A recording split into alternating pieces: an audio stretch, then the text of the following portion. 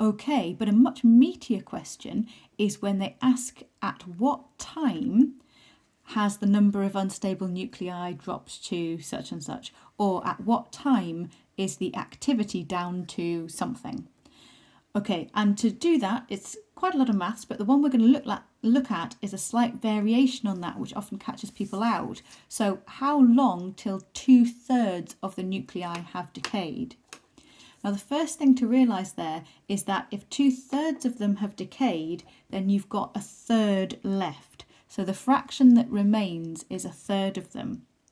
Now, how many have we got left is also the number we've got now divided by the number we had at the beginning. So now you can see where this is going, because from our formula there, we can write, we know that that is the case.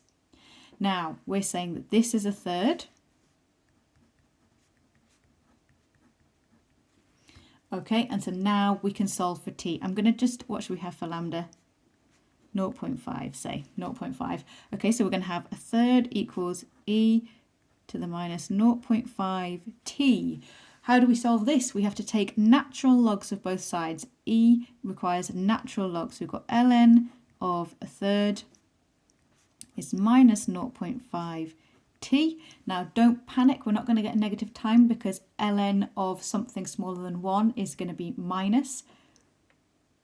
If you are confident with logs, then you can divide by -1 and then put it inside the log to turn that upside down into a 3. I'm not going to do that though, I'm just going to stick with this because I can put this into my calculator.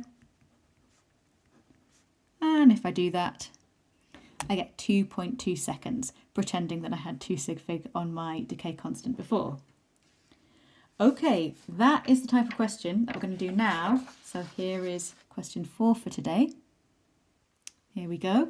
So we are told this time that the percentage of the rocks that remain, of the uranium that remains today is 1.1%. Now we need it as a fraction, remember. So the number today out of how many we had to start with is 1.1%. That means 1.1 over 100. That's the fraction. And that's equal to this. Now we don't have the decay constant yet, so we're going to have to find that. And so we're going to use this formula because we're told the half-life. There's the half-life.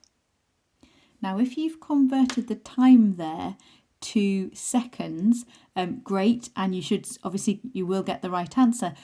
In fact, I'm not going to because you don't have to. If I leave that in years, then lambda will be in years to the -1, and then time will come out in years as well. So I'm shortcutting here by not changing. So I'm going to get lambda is that, and then putting all those numbers into our formula and working it through, you should get 4.6 times 10 to the 9 years.